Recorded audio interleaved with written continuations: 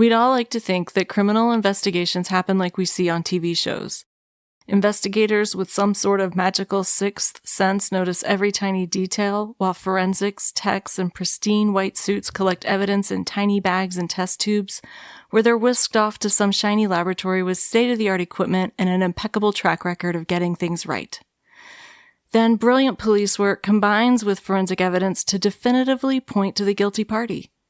But the truth is a lot messier than that, and when we're talking about arson cases, preserving a pristine crime scene just isn't possible. Between firefighters conducting search and rescue, fire hose streams washing evidence away, and the fire that literally both creates and destroys evidence as it goes, finding clean-cut answers lying among the wreckage is about as likely as finding a magic unicorn that farts rainbows and pukes fairy dust. But that doesn't mean that there isn't evidence. It's there. But to find and interpret it clearly requires a lot of very careful work and analysis, and sometimes there just isn't enough physical evidence to accurately interpret what happened. Sometimes eyewitness reports can be the impetus for blowing a case wide open where evidence leaves a convoluted trail of soot and questions. And in messy crimes like arson, the interpretations of investigators can sometimes lead an investigation right off the highway, crashing into an innocent person's life. And the judicial system is meant to serve as a final system of checks and balances, calling into question the veracity of those investigative interpretations of the evidence. The defense is a dissenting questioner to ferret out where investigators veered into unethical territory, and to call for the evidence to stand up under intense scrutiny beyond reasonable doubt. But like those messy crime scenes, courtrooms can be messy places too. Justice is supposed to be blind to bias, but bias exists everywhere, and when it enters the courtroom, bias can improperly paint a target on the back of a defendant for reasons beyond their control. The truth is that our justice system is not blind to bias. Defendants of low socioeconomic status don't get the same treatment as those comfortably seated in higher income brackets with expensive defense teams. And when messy evidence and unethical investigation techniques enter the courtroom and point a confident finger at a disadvantaged defendant with a track record of problematic and illegal behavior, the resulting justice may be little more than a sham. Juwan Deering knows this all too well. Juwan Deering was one of those disadvantaged defendants, and he was accused of setting a fire that killed 5 innocent children. But Juwan Deering was wrongfully convicted, and today we will begin telling you Juwan's story on Crime to Burn.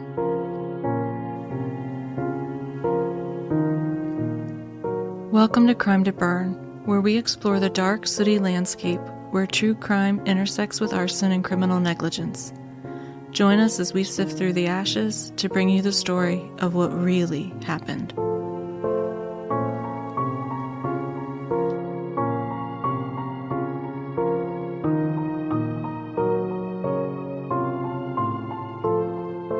Welcome back to Crime to Burn. I'm April, a fire protection engineer and former firefighter. And I'm a foul-mouthed heavy drinker who has lost all faith in the people of the world due to an ever-growing naughty list. You sound kind of Santa-like. I have the beard. A reminder to please follow us on Instagram, Facebook, X, and now TikTok. When you see content from us, give us a like, leave us a comment. This helps us get that content pushed out to new people outside of our followers and even outside of your followers. It helps us find our audience. If you would be so kind as to leave us a 5-star rating wherever you listen, and if your listening platform allows it, also give us one of those written reviews. That helps get our content in front of more people so we can find that audience. We also have a YouTube channel. You can follow us there, like and comment there, and of course, share us with your friends. And new this week, we have an update on our little fight with Podbean. I told you last week how Podbean told us our content didn't pass their safety verifications for monetizing with ads because we discussed violence, and I had appealed their decision. I'm happy to report that I have now been victorious and we're able to run ads, which you may have already noticed on today's episode. Now we're tiny, so we're literally making pennies. I think we've made 26 cents. Woo! But you can help us increase that revenue to cover all of these bills for court records I have stacking up by leaving your wallet closed and just helping us grow by doing the absolutely free things that we ask of you. It only takes seconds. Tell your friends, share our content, like our content, leave comments on our content, give us those ratings and reviews because I owe a court system $245 this week for court records, and so far with ads, we have pennies. And that's fine, that's fine. I am not complaining about those pennies. I love them, but I am begging for your help. Also, little note, we only get the ad revenue if you listen to the ad. Yes, they do track that. So if you have 15 to 30 seconds to spare and can listen to one or two of the ads, we would greatly appreciate it. If not, I just want you to listen, so that's really my big ask, but, tell your friends about us. That would be great. Also, you can always reach out to us at crimetoburn@gmail.com. We have some fun collaborations coming up that I cannot wait to tell you about, so follow us on social media so that you are the first to find out when I'm able to share that information, and that's enough begging for today. Let's talk about a man that could have used some help of a different kind. Now, as we get into this case, there are some important things to know. We have to talk about the history of the family that was the victim of this fire and the history of the defendant in this case. And both sides of the story have some less than savory aspects and some decisions that are going to make you have some feelings, and some of these feelings are probably at times going to be negative. I just want to be sure we start out by saying that nothing anyone did in their past justifies the horror of losing someone in a fire. Likewise, nothing short of committing murder justifies a conviction for murder. Making bad decisions in your life should never deprive you of your constitutional rights to a fair trial. Making bad decisions in your life should never make a tragedy in your life more palatable to people that disagreed with your decisions. And making bad decisions should never justify unethical behavior by police or prosecutors. I like the way you said that. However, I will not sugarcoat the victim's family here just because they were victims. They were human just like all of us, and they had flaws and histories, and sometimes our histories get messy, and our flaws can be ugly. I aim to present this case fairly, and to do that I need to give you the truth. I admit right now there are some details of this case that I've desperately debated whether or not to include, but they are part of the court record, so I'm going to give you the information with the intent of covering this case in an unbiased manner. But I want to make it clear that I'm not suggesting that anything the family of the victims did or didn't do would ever make what they experienced okay or palatable. Likewise with the defendant. When I tell you facts that paint him in an unflattering light, I'm seeking to be honest in my coverage. I'm not suggesting that he deserved any of what he experienced in this case as the result of some less than ideal decisions he made prior to the fire in question. But his less than stellar decisions absolutely could have affected how the court treated him, and therefore may be relevant in his wrongful conviction, so I have chosen to include them. And finally, I've provided all my sources in the show notes, and this is presented based on those sources. And I'm sure that these documents, including court documents, don't paint the full picture of all the nuances of this case and of the people involved, so keep that in mind as we move through this very complex case, that sources can also have bias. And while the focus here is on the wrongful conviction of Juwan Deering, let's not forget that there are still 5 innocent victims and the families that loved them that were irrevocably changed by their loss. So hold that in your thoughts as we dive into the details that might give you some feelings about some things.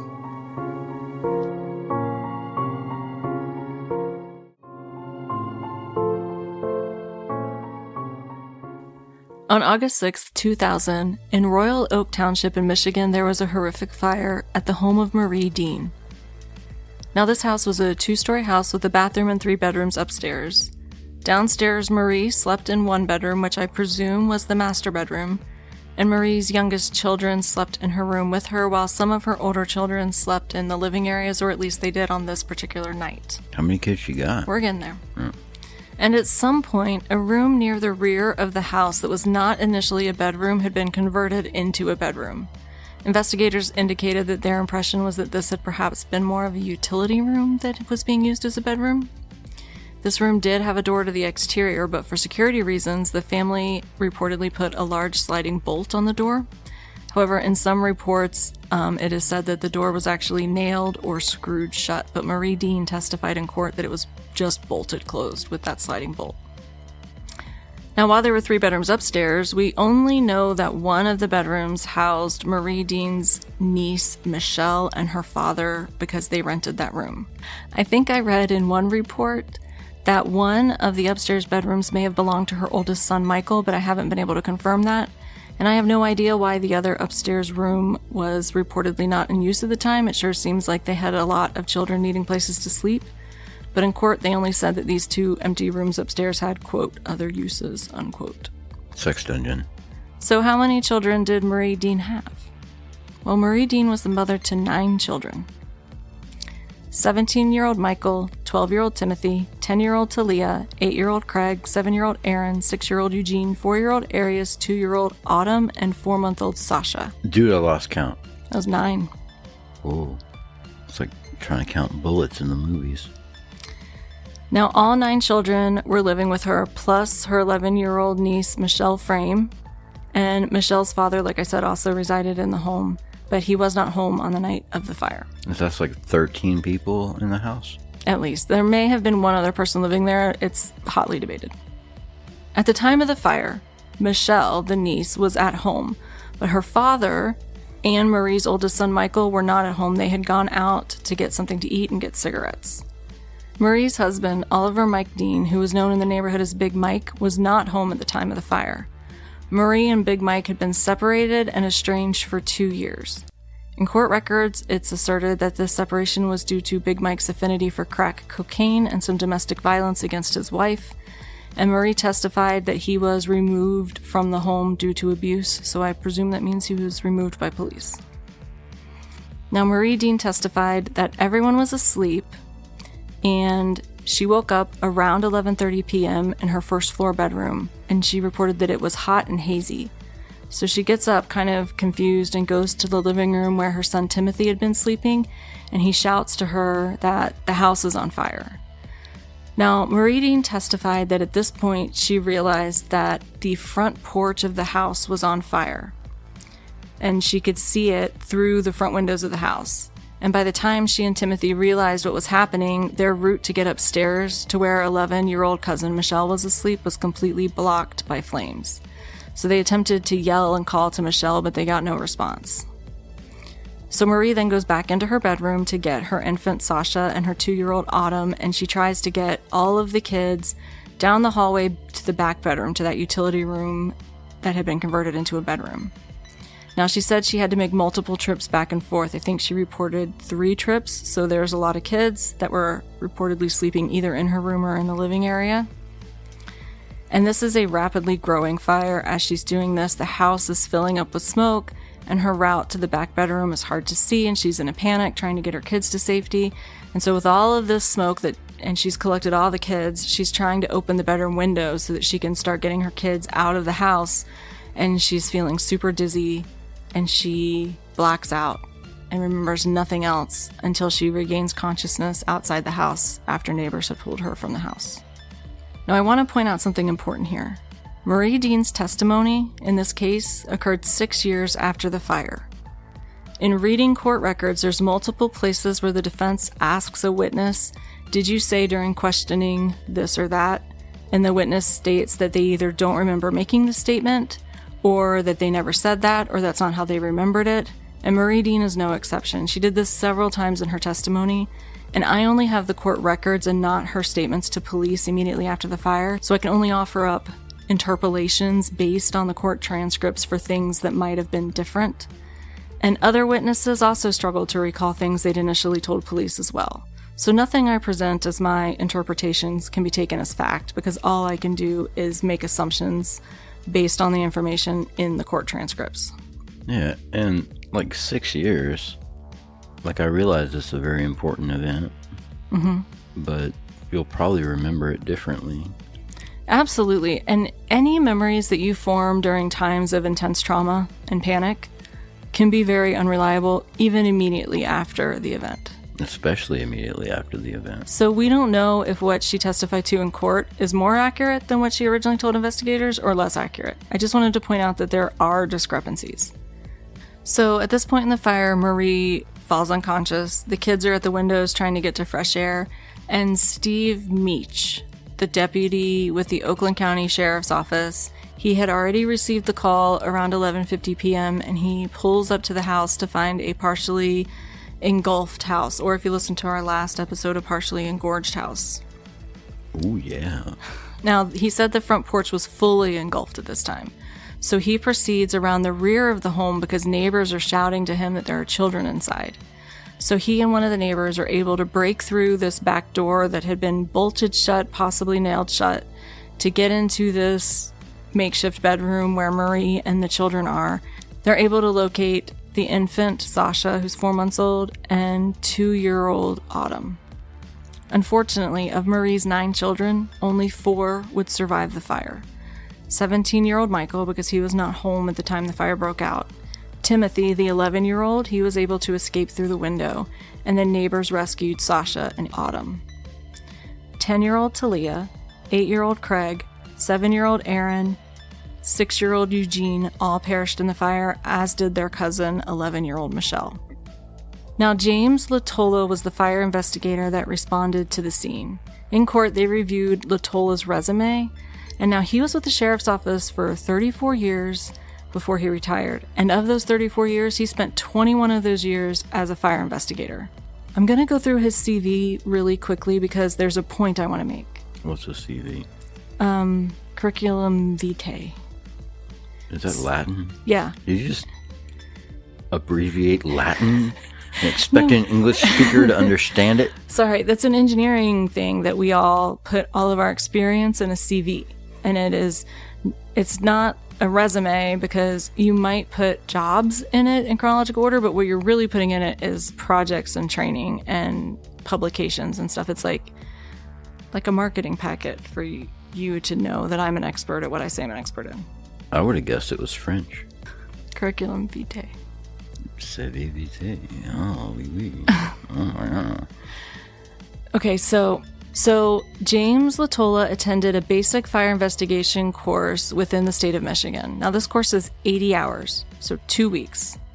And then he attended a 2-week advanced arson for profit course put on by the ATF in Glencoe, Georgia.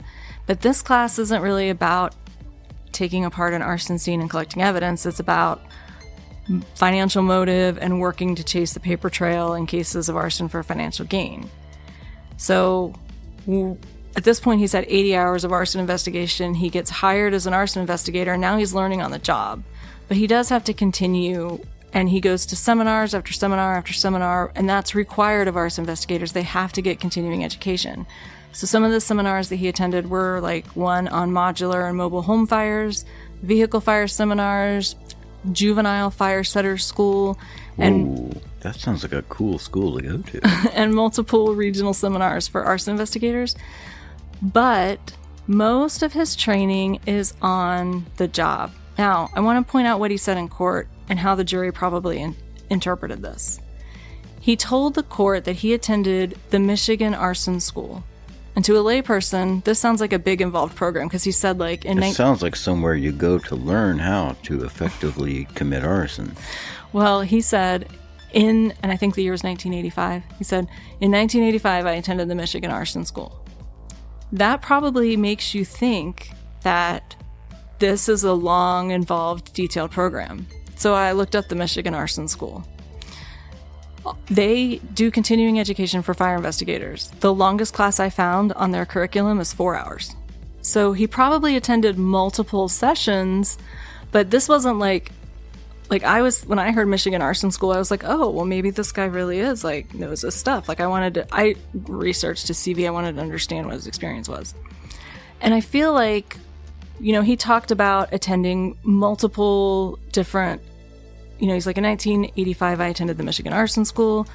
And he talked about attending all of these seminars, but he never tells you how long they are. He never tells you if he has to pass tests at the end of the seminars. The answer is probably no.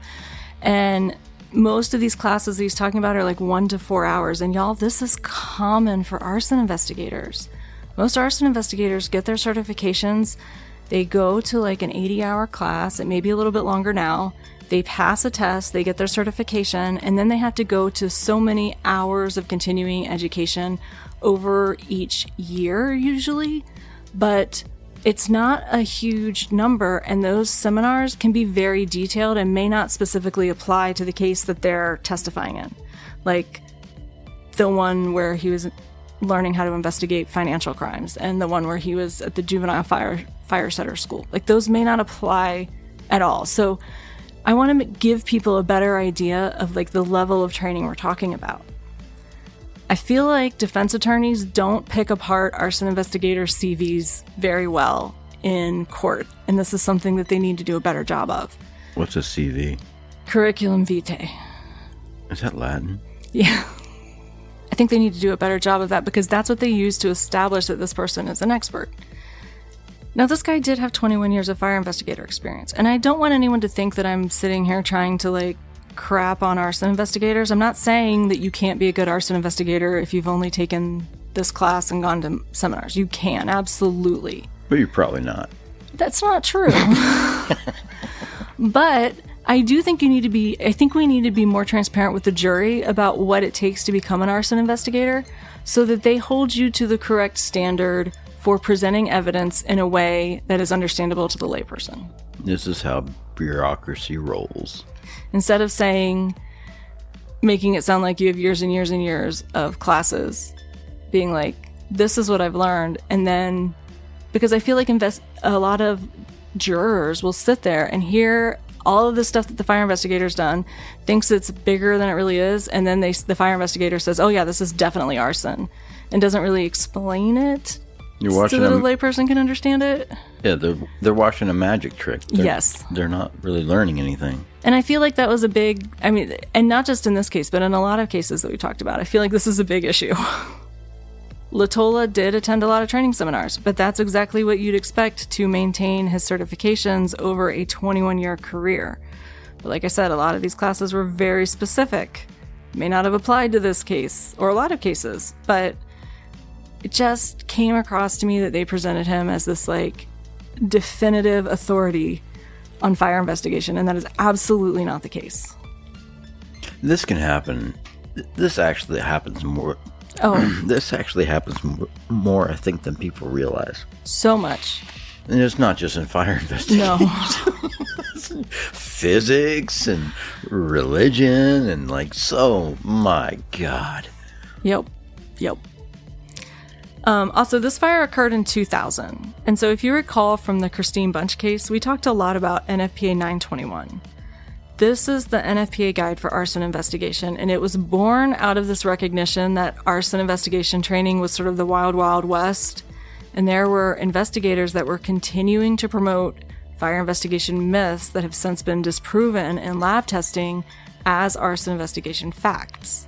So by 2000, NFPA 921 had been fully endorsed as the standard for arson investigators, but it was so newly endorsed that this investigator did not follow this document, and this document's designed to ensure that the investigator follows a scientific method for interpreting the data at the scene instead of making an assumption about what happened and then looking for evidence that appears to support that assumption.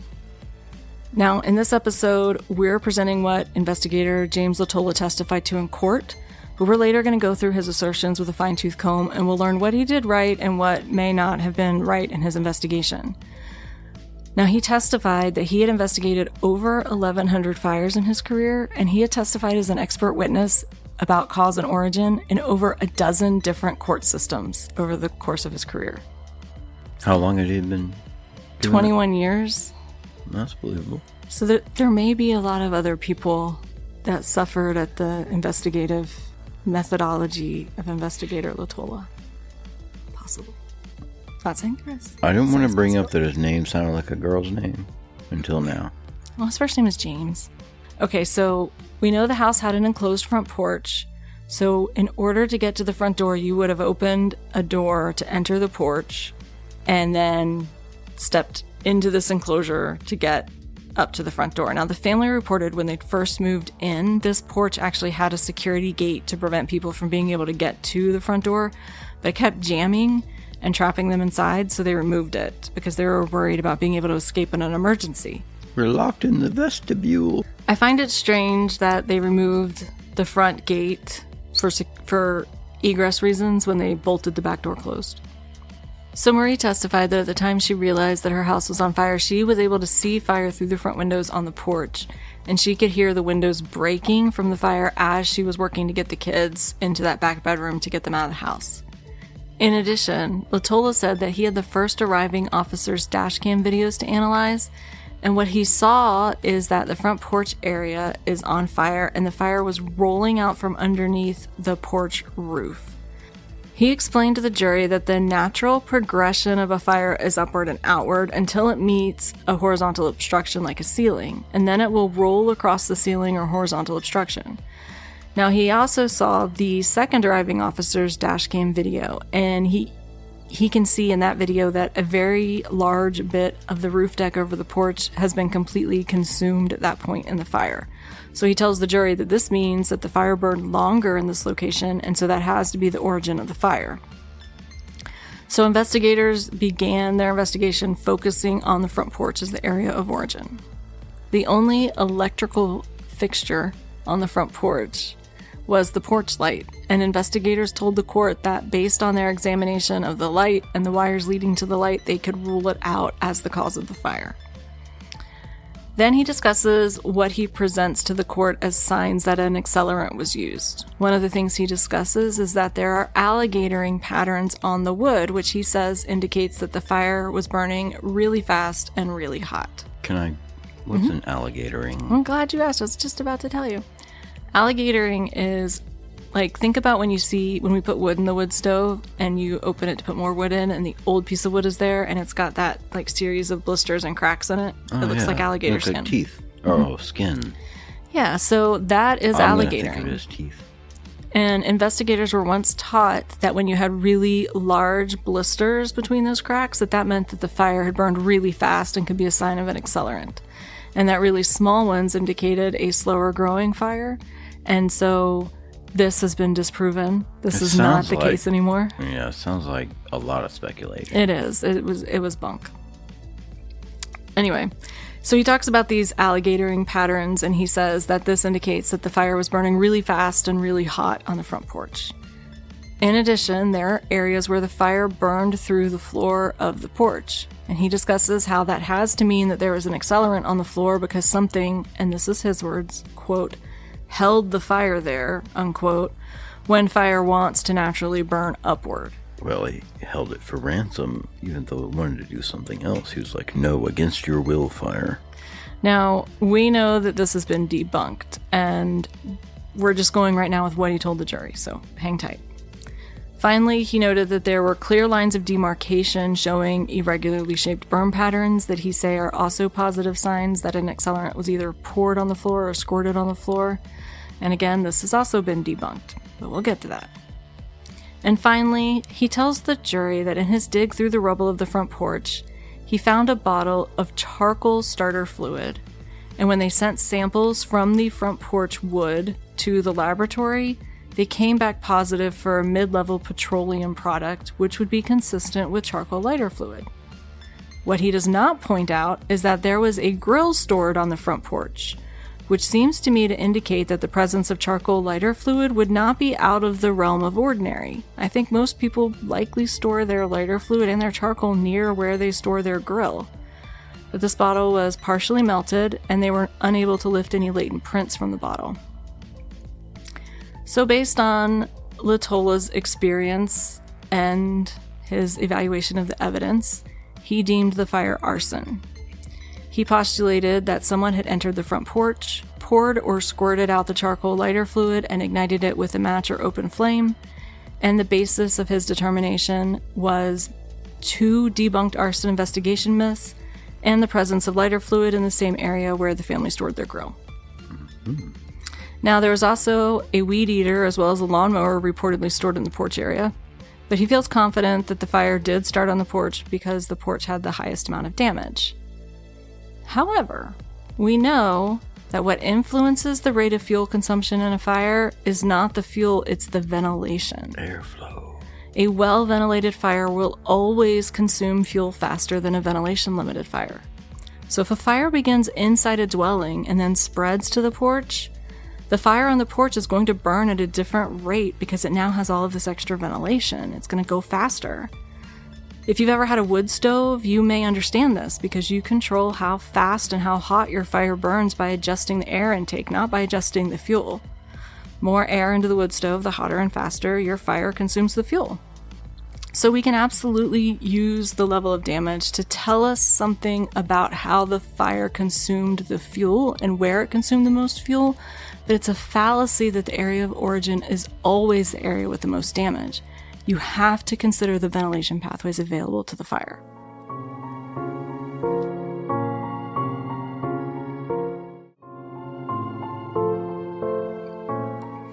Now, one thing he did comment on is that the fire would follow the path of least resistance, and as such, a fire started on this exterior porch would more freely burn up along the outside of the house because of the excess oxygen outside the house, and it would burn into the house, but at a more slow rate because there would be less ventilation. I think he was talking about water. Water follows the path of least resistance. Fire will too. The flames will progress along the path of least resistance. That's the path of least resistance. It doesn't have anything to do with hot always going to cold. It doesn't have anything to do with thermodynamics. It's just least resistance. Well, those things create the path of least resistance. That creates the path of the most opportunity, not least resistance. That makes no sense. What's a resistance? It's not an electrical circuit. What's resistance? Like an inflammable material would be resistant. And you're telling me that fire can't travel along the path of an inflammable object? Not easily. That's why it's resistant. If you'd have to build up enough heat. Or you got enough wind or airflow or whatever. That's what I'm trying to say. It's not the path of least resistance. It's a path of most opportunity. There's a big difference. Okay, well, I'm telling you what he said. Well, he can kiss my ass. Okay.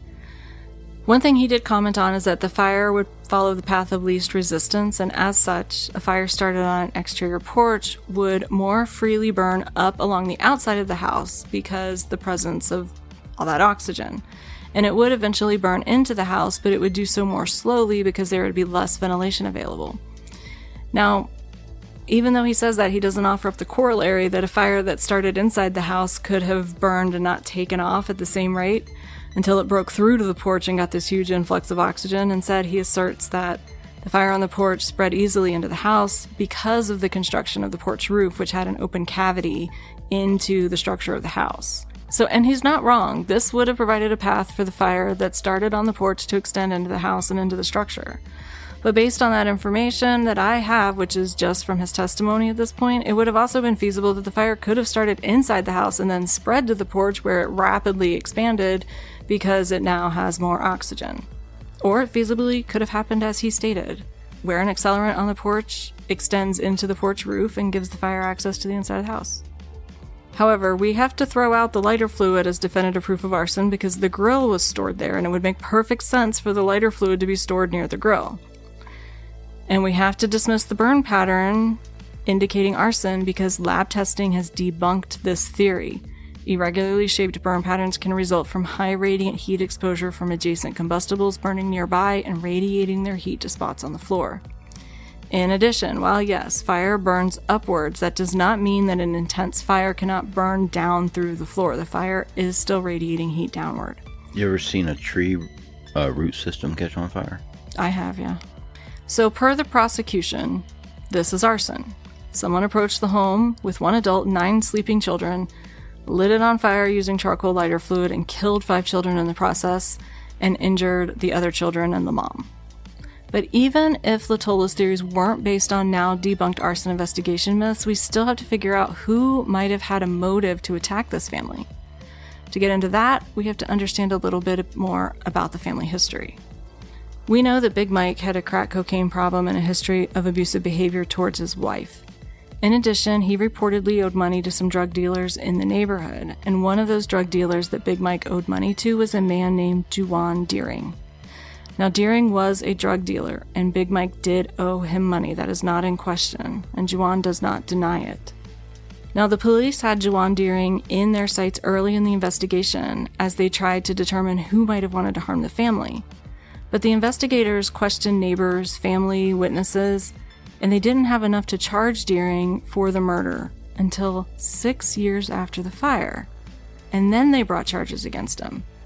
Now, in these 6 years, they did not find new evidence or discover any sort of overlooked forensic clue. So what changed to cause them to look at Deering? Easy. They had a new witness. Now, we'll get into this new witness testimony in the next episode, but the defense felt that the prosecution fingered Deering for this crime without doing their due diligence and excluding other possibilities. They fingered him. You knew I couldn't let it go. I knew you weren't going to let that go. As soon as they said it, I was like, why did I put fingered? So in court, the defense tried to introduce Big Mike as a potential person that might have been angry enough to harm Marie, because 4-month-old Sasha was not Big Mike's baby. And while having a child with another man alone might have been enough to incite murderous intent in some men in Big Mike's position, there was another element of Sasha's birth that might have made it even more easy to believe that Big Mike might have been upset. You see, a friend of Marie's oldest son had fathered Sasha, and this boy would have been a minor at the time he fathered the child. So Marie Dean does not deny that this boy is the father of her youngest child, Sasha. However, she does assert that despite any feelings Big Mike may have had about her and her youngest child, he would have never done anything that would have jeopardized his children. He had made arrangements to come and see the children frequently, even though he was estranged from Marie. And the kids would go to a neighbor's house and play outside with their dad. In fact, one neighbor reported that he, at times, would show up every single day to see his children. So Marie says even though he was abusive toward her and he had a drug habit, he adored his kids, and she does not believe that he would have been capable of starting this fire at their home. Now, unfortunately, Big Mike did not get the chance to testify in court because he passed away a few years after the fire before Juwan Deering was charged for the murder of his children. In addition, the defense points out that multiple drug dealers had outstanding unpaid bills that Big Mike had run up with them. In fact, multiple people had apparently reported to the house where Marie lived, despite the fact that Mike didn't live there anymore, to try and collect on those drug debts. However, the dates of these attempts that were brought up in court were around 1998, and the fire occurred in August of 2000, and we know that Big Mike had been out of the house for about 2 years at this point, so it seems to me that these debt collection attempts were people that didn't yet know that Mike had been removed from the home. They thought he still lived there, they went to collect their money, and there was no reports that the problem was still ongoing with people trying to collect money from Marie. So the defense strategy here in pointing all this out was to point out that Big Mike may have had motive to hurt Marie. There's drug dealers that may have had motive to hurt the family.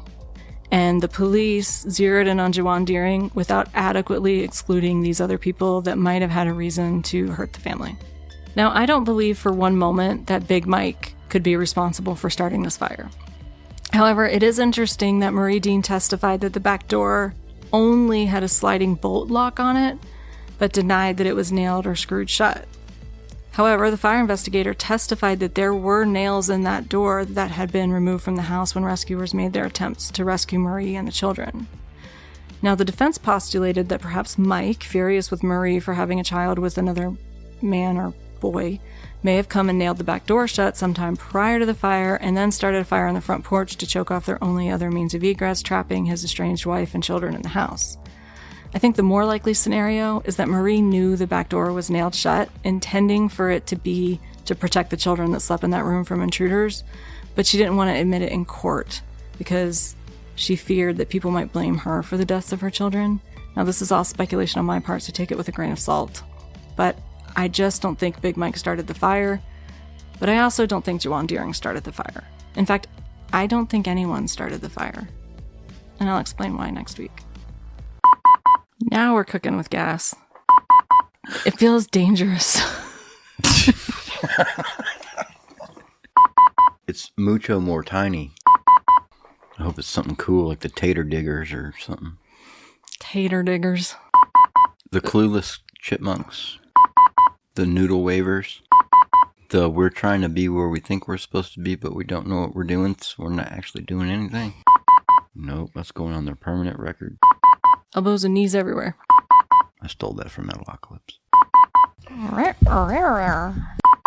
Once you start bumping your gums, that's just oingo boingo. It's just fun to say. Sounds like you're bouncing around in your mouth. We've got bing bongs and ding dongs and... Nothing says holidays like murder. Nothing says murder like the holidays. Nothing says depression and despair like the season. Nothing says, oh my God, we're all going to hell like the holiday season. When he finally takes his shirt off and he's got that dope man bod, dad bod, whatever, man bod. Start thinking about his hammer. I love hammer. I've had some special times with some hammers. What's the other thing you said about naughty people or something? Every time I go falsetto, I get what I want. We can try that later. Ooh. That was not a sexy look. I tried, though. It's more of a grimace. It wasn't a sexy growl either. What was that? Okay. My soul itches. Ready, spaghetti? Let's go, Raviolo. Ow. You just hit your face on that. Even the dog groaned at that one. Oh, you gave me the cue, and you taught me to say that. Then you make fun of me. I just got comfortable in my chair, and it's finally not making noise when I wiggle. If I get up, I'm going to mess it all up. I can jiggle without squeaking. You don't like my jiggles? I love your jiggles. I was swinging my hips a little. Crack her open. What'd you call me? I said crack her open. And lick your junk with the dog. Thank you, Winston, for choosing this moment to thoroughly clean your genitalia. It always sounds like he's chewing bubblegum when he does that. Sounds like he's grating Parmesan cheese. Why does it have a toenail on it?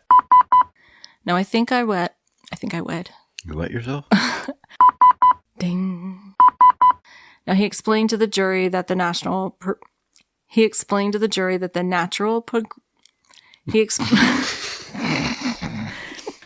What is this word?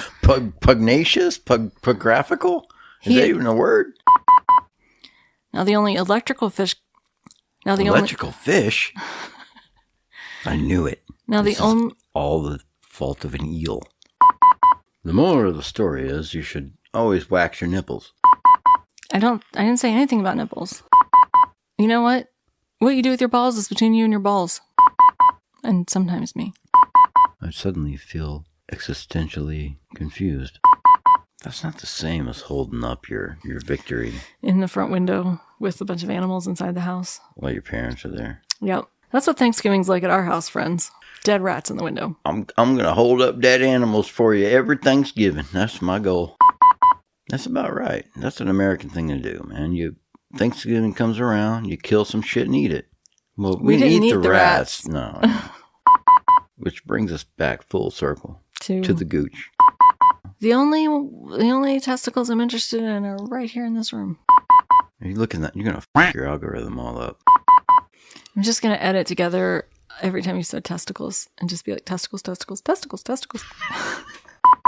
This may be my purpose for living. That's a lot of ball talk. Let's talk about something different. That's gonna be easier to edit. There's words, lots of words for balls. Balls, testicles. Balls, testicles. Testicles. Balls, nuts. Jingles. Balls, dinglers. Balls, sack. Nuts, testicles. Testicles, nuts. Balls. This is going to revolutionize the way we think about our balls. Okay, but can we talk about something different for a little while? Other than my balls? Yeah. What else is there? Just gooch. The whole gooch. And nothing but the gooch. So help me God. What else is there? I don't really know. Belly buttons, noses. Some of us don't. I have a belly button. I do. I had a belly button. I told you why my belly button's so small. Stop lying. My belly button is so small. Just telling lies to people. Stop. Because I had laparoscopic surgery, and when they sewed that cut in my belly button back up, they made my belly button tiny. This is what I do. I fidget with things. Where did you get all those antlers? She had to be taken down a notch. Oh, you took her down a notch. She really thought she was going to embarrass me. And I said, honey, like if you're going to be a swordsmith, don't lead with your head. Lesson over. And we haven't been back to the Renaissance Festival since. They didn't ban me or anything. They didn't. They all knew what was up. I am the Ren Fair master. When I come to your Ren Fair, you will respect me. No turkey leg is safe. No.